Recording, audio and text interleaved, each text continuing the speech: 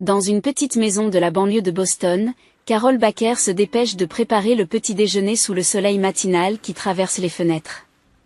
Elle porte une blouse d'hôpital et ses cheveux sont tirés vers l'arrière en une simple queue de cheval. Ayant travaillé comme infirmière à l'hôpital local pendant 15 ans, ses mains se déplaçaient avec une stabilité et une douceur née de ses années d'expérience. Emma, c'est l'heure de se lever. Le petit déjeuner est prêt, appela-t-elle. En réponse, elle entendit des bruits de pas dans l'escalier. Emma, sa fille de 10 ans, avait les cheveux bruns de sa mère et les yeux bleus de son père Mike, dont Carol était actuellement séparée. Bonjour, maman, dit Emma en s'asseyant à la table et en saisissant les crêpes que Carol avait préparées. Plus que 2 jours avant les vacances de Thanksgiving. Est-ce qu'on va chez grand-mère et grand-père? Carol marqua une pause avant de répondre. Oui, grand-mère nous a invités cette année. En fait, c'était la première invitation en 3 ans. Et la relation de Carol avec ses parents a toujours été compliquée, surtout avec sa mère Eleanor. Fille d'un banquier prospère de Wall Street, Eleanor était prétentieuse et accordait une importance primordiale au statut social. En revanche, son père Walter est issu de la classe moyenne et a mené une vie stable en tant que professeur d'université, mais il s'oppose rarement aux opinions de sa femme en raison de son caractère indécis. Lorsque Carol répond au téléphone, c'est l'hôpital qui appelle. Pouvez-vous commencer votre service 2 heures plus tôt aujourd'hui? Maria ne se sent pas bien. Bien sûr, j'arrive tout de suite, répondit-elle. En raccrochant, Carol regarde Emma. Je suis désolée, ma chérie, mais je dois partir un peu plus tôt aujourd'hui. La mère de Trish viendra te chercher après l'école. Je devrais être à la maison vers 7 heures. Emma acquiesça, habituée à la situation. À sa manière, elle comprenait que sa mère ait travaillé dur pour l'élever seule. En démarrant le moteur de la voiture, Carol se perdit dans ses pensées. Elle se souvient du jour où, il y a 5 ans, sa relation avec son mari Mike s'est détériorée et qu'il a déménagé dans une autre ville pour ce qu'ils appelaient une affectation temporaire. Bien qu'il n'ait pas divorcé, ils prenaient leur temps pour envisager la possibilité d'une réconciliation. Mike travaillait beaucoup en tant que chef de chantier, mais venait voir Emma tous les week-ends. Récemment, leur relation s'était progressivement améliorée et il lui avait fait savoir qu'il les rejoindrait chez ses parents pour Thanksgiving après avoir terminé son travail. Carol se ressaisit et se rendit à son travail. Son travail à l'hôpital était très prenant, mais elle s'occupait de chaque patient avec soin et un sourire chaleureux. Ses collègues lui font confiance et le directeur de l'hôpital apprécie beaucoup son travail. Sur le chemin du retour, Carol reçoit un appel de sa sœur Donna. Carol, tu viens pour Thanksgiving, n'est-ce pas? Maman est de nouveau inquiète. À 42 ans, Donna est associée dans un cabinet d'avocats local réputé.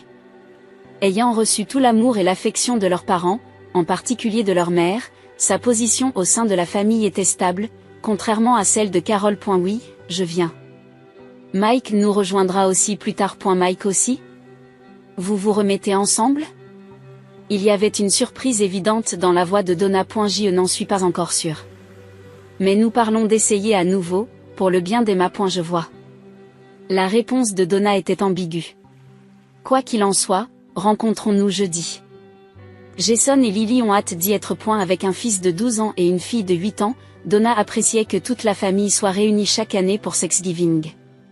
Cependant, Carol n'a jamais eu l'impression que sa sœur l'accueillait vraiment, elle ou sa nièce Emma. Lorsqu'elle est rentrée à la maison, Emma avait déjà été déposée par la mère de Trisha et faisait ses devoirs.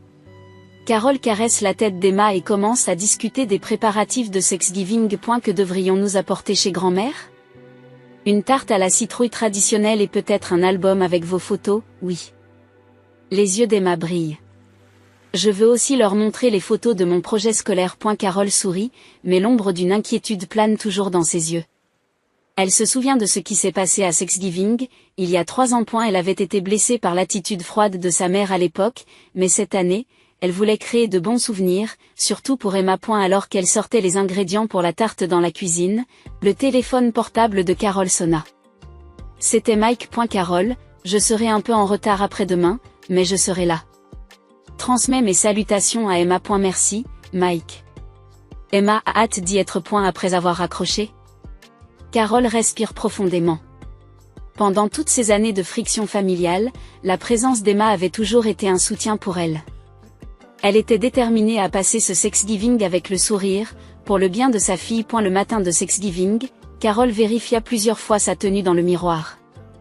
Elle avait choisi une robe d'un bleu tendre et un simple collier d'argent. Emma portait sa robe rouge préférée et ses cheveux étaient ornés de petites tresses que sa mère avait plaquées. Tu es ravissante, Emma, dit Carole en posant une main sur l'épaule de sa fille. Et la tarte pour grand-mère est également prête. Toutes deux chargèrent la tarte au potiron maison et les cadeaux soigneusement sélectionnés dans la voiture. Après 30 minutes de route, elles arrivèrent à la maison de ses parents, dans une banlieue cossue de Boston. Et la spacieuse demeure en pierre de 2 étages témoignait de la richesse de ses propriétaires par son aspect raffiné. Emma, sourit. Chuchota Carole avant d'appuyer sur la sonnette. Sa mère Eleanor ouvrit la porte. Même à 65 ans, elle n'avait rien perdu de son élégance, portant des colliers de perles et un ensemble de tweeds coûteux. Oh, tu es arrivée en avance. Les mots de bienvenue d'Eleanor manquent de chaleur. Bonjour, maman. Merci de nous avoir invités, répondit Carole avec un sourire crispé. Bonjour, grand-mère, salua Emma d'un ton enjoué. Eleanor se contenta de tapoter légèrement la tête d'Emma avant de les conduire dans la maison. Dans le salon, sa sœur Donna et sa famille, ainsi que Walter et d'autres membres de la famille, étaient déjà en train de discuter. Bonjour, Donna, Stanley, dit Carole en saluant le mari de sa sœur. Donna s'empressa de l'embrasser sur la joue avant de reprendre sa conversation avec un autre membre de la famille. Ses enfants, bien qu'ayant remarqué Emma, ne firent aucun effort pour s'approcher d'elle. Seul Walter se leva pour embrasser Carole et Emma. Je suis content que vous soyez venus, chuchota Walter à l'oreille de Carole. Je suis désolé d'avoir été un père faible. Le cœur de Carole se serra aux paroles de son père, mais elle ne le montra pas dans son expression. Prenant la main d'Emma, elle lui offrit les cadeaux qu'ils avaient apportés. Maman, voici nos cadeaux de Thanksgiving. J'ai aussi inclus des photos des projets scolaires d'Emma.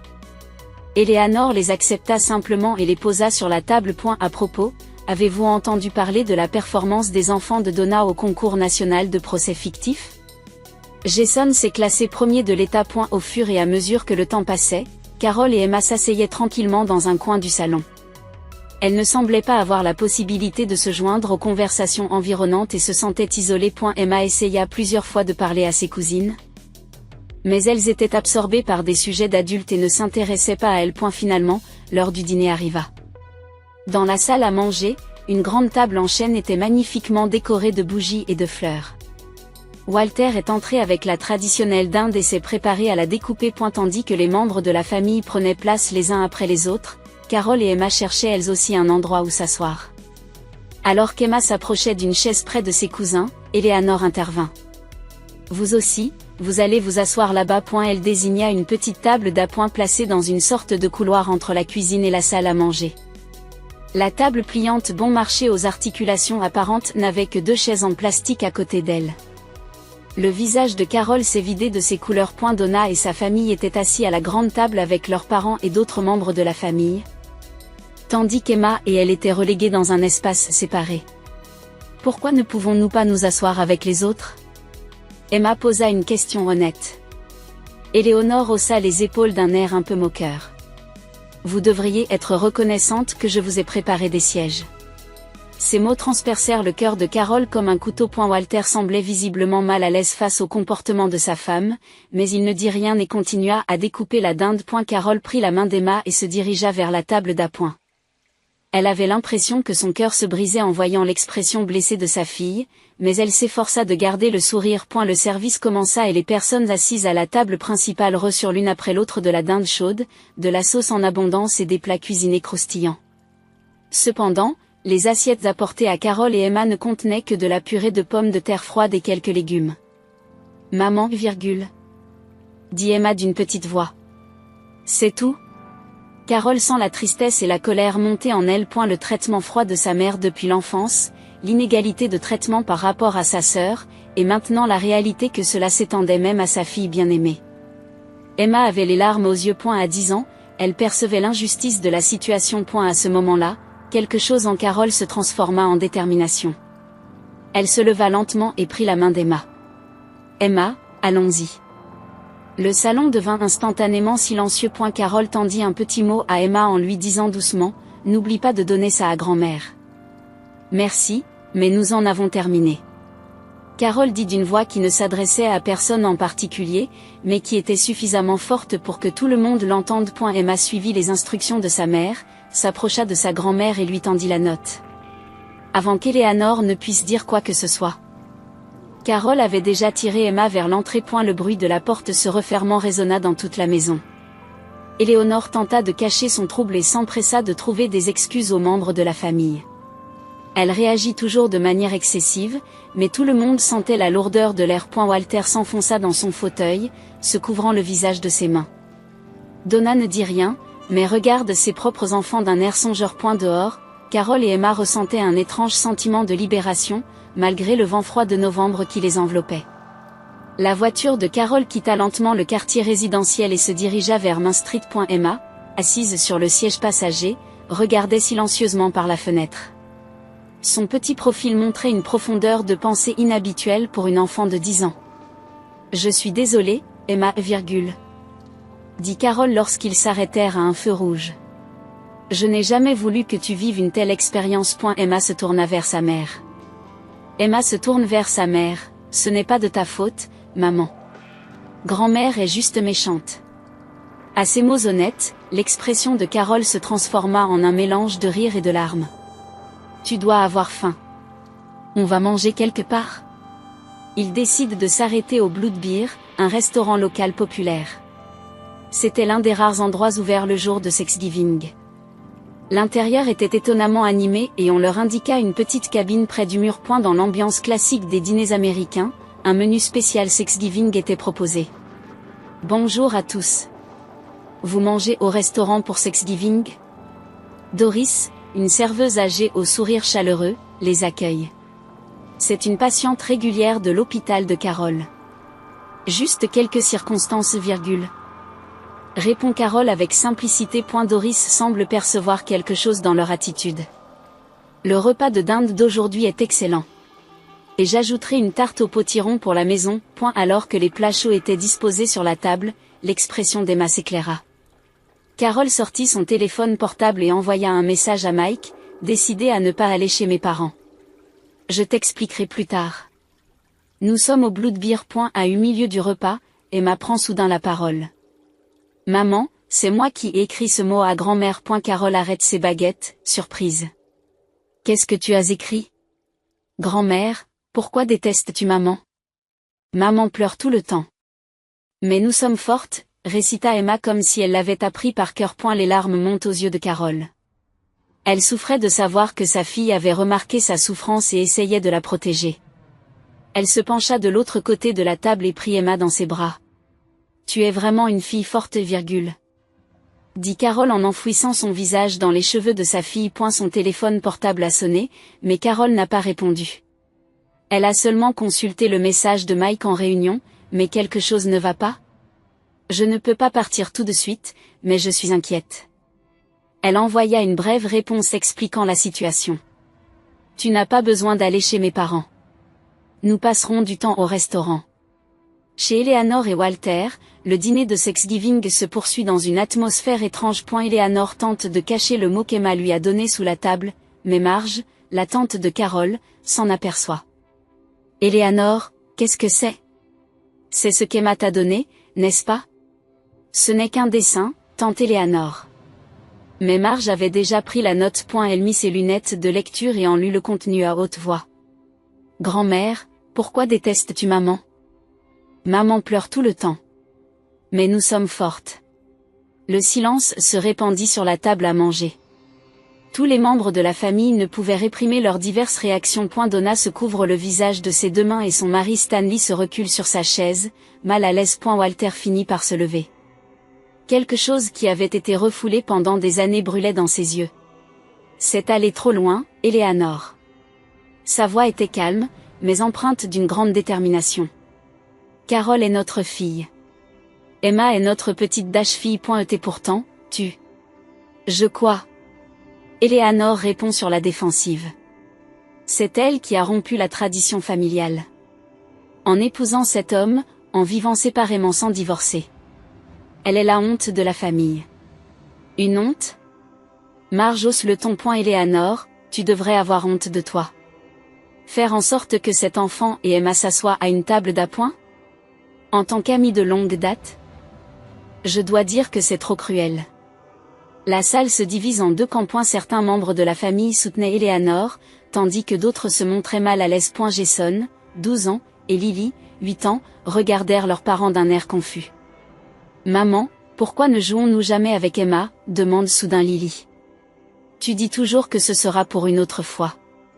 Donna ne put répondre à la question de sa fille. À eu fond d'elle-même, elle devait admettre qu'elle aussi avait été froide avec sa sœur sous l'influence de sa mère. Le repas se poursuit en silence. Au moment où le dessert est servi, on sonne à la porte. Lorsque Walter ouvrit la porte, Mike était là. Il avait l'air un peu fatigué dans son costume d'affaires, mais il salua poliment. Bonjour, Walter. Où sont Carol et Emma? Elles sont déjà parties, hésita Walter. L'expression de Mike s'assombrit. Qu'est-ce qui s'est passé? Walter conduisit Mike au salon. Éléonore regarda son mari d'un air désagréable. Mais elle ne voulait pas causer plus de problèmes devant les membres de la famille. Mike entra dans le salon et salua tout le monde. Mais il sentit tout de suite la lourdeur de l'air. Marge, la tante de Carol, se leva et commença à expliquer ce qui s'était passé ce jour-là, sans aucune réserve, à propos de la table d'appoint, de la nourriture froide et de la note d'Emma. Après avoir lu cela, Marge lui tendit le mot. Après l'avoir lu, le visage de Mike changea. Son expression habituellement calme était remplie de colère et de déception. Elle plia doucement la note et la mit dans sa poche. Est-ce ainsi que vous traitez votre fille et votre petite-fille? Mike regarde Eleanor d'un air calme mais sévère. Ce n'est pas ma faute si elle est séparée de toi, réplique Eleanor. Il ne s'agit pas de notre mariage, dit Mike d'une voix basse et tremblante de colère contrôlée. Je ne peux absolument pas pardonner d'avoir traité ma femme et ma fille de cette façon. Comprends-tu à quel point Carol a été blessée, et maintenant Emma ressent aussi cette douleur? Eleanor tenta à nouveau de trouver des excuses, mais Mike leva la main pour l'en empêcher. Cela suffit, dit-il résolument. Et si vous ne pouvez pas chérir Carol et Emma, alors notre relation familiale s'arrête ici. Il s'inclina légèrement devant tous les membres de la famille, s'excusa et partit. Les personnes restées dans la pièce ne savaient plus où donner de la tête. Walter passa devant Eleanor et lui dit brièvement, « Je m'en vais aussi. » Il prit son manteau et laissa derrière lui la femme qu'il avait épousée pendant de nombreuses années. De retour dans sa voiture, Mike s'assit, les yeux fermés, toujours agrippé au volant. Il appela Carol, mais il n'y eut pas de réponse. Il envoya un SMS à l'oiseau bleu. « Attendez-moi. S'il vous plaît. » En démarrant la voiture, il vit dans son rétroviseur qu'Eleanor se tenait à l'entrée, le regardant partir. Mais elle ne l'intéressait plus. Son cœur était rempli de pensées pour sa femme et sa fille, qui devaient encore souffrir en ce moment. Eleanor retourna à la maison et s'installa pour le dessert. Elle essaie de faire comme si rien n'avait changé, mais tout a déjà changé. Le salon de l'appartement de Carol était rempli de l'arôme chaud des plats à emporter de l'oiseau bleu. Emma était assise à côté de Mike sur le canapé et mangeait le gâteau qu'il avait apporté. Le téléphone portable de Carol, posé sur la table basse, ne cessait de sonner. L'écran affichait notification après notification, appel manqué de maman, appel de Donna, appel de Walter, appel d'un numéro inconnu. Mais Carol n'essayait de répondre à aucun d'entre eux. Tu ne réponds pas, demanda Mike en la regardant attentivement. Carol haussa les épaules d'un air détendu. Juste pour aujourd'hui. Je veux chérir le temps que nous avons passé ensemble. Elle revint de la cuisine avec du chocolat chaud. 3 tasses étaient remplies de petites guimauves. Papa, tu seras là demain aussi, demanda Emma avec espoir. Mike jeta un coup d'œil à Carol. C'est. Oui, bien sûr, répondit Carol en souriant. Si papa n'y voit pas d'inconvénient. En fait, Mike se redressa d'un air un peu nerveux. Carol, Emma, il y a quelque chose dont je voudrais vous parler. Et elle sortit une petite enveloppe de sa poche et la posa sur la table basse. C'est une confirmation de réservation. J'ai décidé de mettre fin au bail de mon appartement à San Diego le mois prochain. J'ai l'intention de revenir m'installer ici. C'est vrai? Emma a failli se lever d'un bon point. Seulement si vous êtes d'accord, Mike choisit soigneusement ses mots. Je veux mettre fin à notre séparation et essayer à nouveau. Carol est restée sans voix. Après 5 ans de séparation? Elle ne s'attendait pas à une proposition de réconciliation sous cette forme. Mike Ouch est toujours disponible, finit-elle par plaisanter. Mais des larmes brillaient dans ses yeux. Emma fit des allers-retours entre ses parents, les serrant tous les deux dans ses bras. Le meilleur Thanksgiving de tous les temps. Tous les trois continuèrent leur petite fête improvisée de Thanksgiving jusque tard dans la nuit. Carol rit de bon cœur pour la première fois depuis longtemps. Mike racontait des histoires drôles sur son travail et Emma parlait de ses aventures à l'école. Et tous les appels du monde extérieur furent renvoyés sur la boîte vocale. Le lendemain matin, Carol se réveilla au son des crêpes préparées par Mike et Emma. Elle n'avait pas dormi aussi paisiblement depuis longtemps. Alors qu'elle s'apprêtait à entrer dans la cuisine, on sonna à la porte. J'y vais, dit Carol en resserrant son peignoir et en se dirigeant vers la porte. Lorsqu'elle l'ouvrit, Walter se tenait là. Avec son expression fatiguée, il avait l'air de ne pas avoir dormi de la nuit. Papa, dit Carol, surprise. On peut parler ? La voix de Walter était petite et fluette. Carol invita son père à entrer dans le salon. Mike et Emma sortirent de la cuisine et saluèrent Walter. Après une légère hésitation, Emma alla serrer son grand-père dans ses bras. J'y vais faire du café, dit Carol. Walter s'assit et expira profondément. Tout d'abord, permettez-moi de m'excuser. Pour hier et pour tout ce qui s'est passé avant. Il joignit les mains et les posa sur ses genoux. Pour la première fois, il avait l'air d'un vieil homme peu sûr de lui. Pendant des années, j'ai voulu me libérer de l'emprise d'Eleanor. Mais j'ai manqué de courage. J'ai cédé aux exigences de ma femme et je n'ai pas pu te protéger. Carol écoute en silence les paroles de son père. Un mélange de colère, de tristesse et d'empathie tourbillonnait en elle. Le mot d'Emma, il a résonné en moi. Poursuivit Walter. Cet enfant a vu la vérité. Comment Eleanor t'a traité injustement et comment je n'ai pas pu l'arrêter.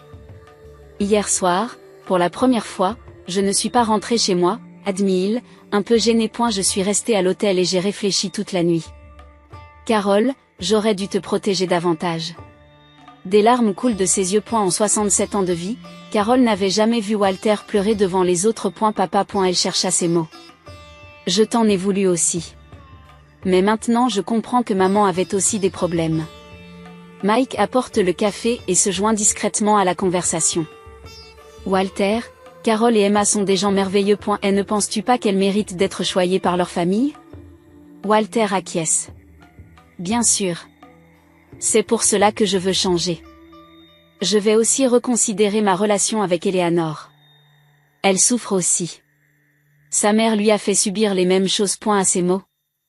Carol fut amenée à réfléchir pour la première fois à l'origine du comportement de sa mère. Une chaîne de haine, pensa-t-elle. Environ une semaine plus tard, un visiteur inattendu fit son apparition. Samedi après-midi, peu après le retour d'Emma de son cours de ballet, Eleanor se tenait à la porte de l'appartement de Carol. Elle semblait plus petite que d'habitude et tenait un petit sac en papier à la main. Puis-je entrer ? La voix d'Eleanor était différente de son ton confiant habituel. Carol invita silencieusement sa mère à entrer. Quand Emma vit sa grand-mère, elle se cacha à moitié derrière Mike. « Qu'est-ce que tu veux ?» demanda Carol en croisant les bras. « Ton comportement embarrassant a causé. » Eleanor commença à accuser le coup, mais son expression s'adoucit rapidement. « Non. Ce n'est pas ça.